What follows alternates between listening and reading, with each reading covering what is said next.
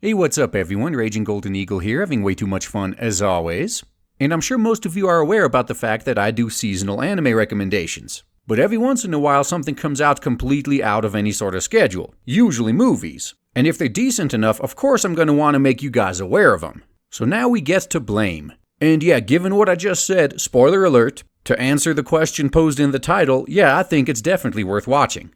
So what we have here is a post-apocalyptic sci-fi set in a gigantic megastructure whose AI overseers are no longer under the control of humans and are simply going along doing what they were made to do and just expanding the structure. And of course, for good measure, viewing humans as illegal residents now. And throughout the movie, you're going to see a little bit of influence from The Terminator, Ghost in the Shell, Mad Max. So if you liked any of the above, or especially if you like other dark post-apocalyptic sci-fi shows like Ergo Proxy, you definitely don't want to pass this one up. But now that that's out of the way, I'm going to try to do a somewhat objective review here. This movie is not without its downsides. Just because I like something doesn't mean I can't see that it has flaws. Something I wished fanboys the world over would finally learn. So let's get into the flaws first. First up, this movie lacks pretty much any sort of character development. Now, you can argue that that's not the whole focus here. The focus was on the setting and the atmosphere, that's kinda obvious. If the world itself could be considered a character in this movie, then it definitely steals the show. But as far as the other characters go, Sibo was about the only one I actually liked, and I was pretty indifferent towards all the rest. And while most of the story takes place from the perspective of Zuru and the other Electrofishers, they're really kinda just like us. They're just mostly observers and are along for the ride. Sibo is the one driving the story forward, while Killy goes around, doing as his name implies, and making sure nobody stands in Sibo's way. But as for everyone else though, to use game terms, they never really rose above NPCs from my perspective. Wasn't really all that invested in them or their fates. And again, this could partially be because the characters were never really the focus to begin with, but a lot of it also has to do with the timing here. The movie was less than 2 hours long, so they didn't have too much time to develop all these characters, at least not at the expense of something else. So the end result is you didn't really get too invested into any of them. And the other flaw is the story is pretty predictable, I'm not gonna lie. You don't exactly have to be a genre expert to predict how everything's gonna play out. But honestly, those are really the two only complaints I had. Everything else about this movie was pretty damn awesome. As I alluded to earlier, the setting really just steals the show.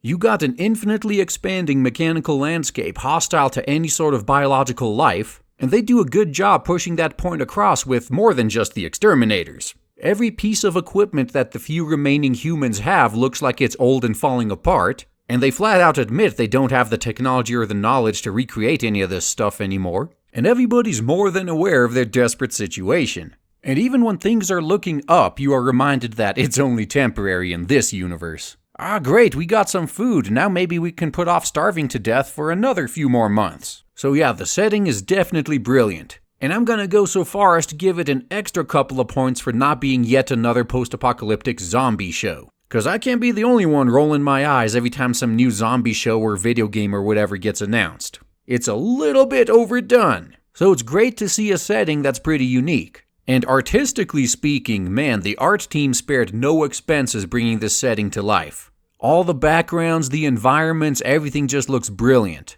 I just mentioned how all the human equipment pretty much looks like it's old and falling apart, but by contrast, the sleek mechanical designs of just about everything else, that just looks, well, beautiful for lack of a better term. And this is made even more awesome by the fact that the animation is pretty damn good, especially in all the action scenes.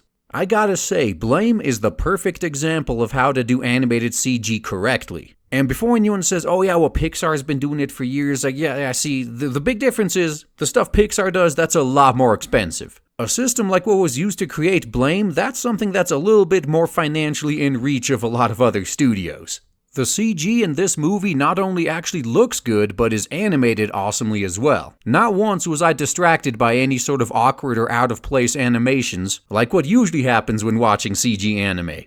And finally, the music was just spot on as well. Very moody and atmospheric and not really intrusive in the slightest. Whoever the music director here was able to fit everything perfectly with the scene they were writing the music for. The only time it became a little bit more noticeable is whenever Killy was about to kick some ass, and his little theme song played in the background. That's all it took for you to know that some ass whooping is about to go down. So there you have it. This movie is not without its flaws, but the good more than makes up for the bad.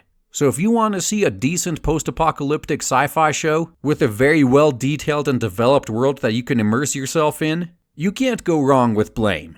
And while the ending was, well, about as good as you can do with the setting and the tone this movie had, they definitely left it open to some continuation. Given how tough Killy is and how gigantic this superstructure must be after at least over 2,000 years of development, there's a whole lot more stories they could tell in this setting before they finally put it to bed. So if this movie does well enough, I hope we see a few more on the horizon.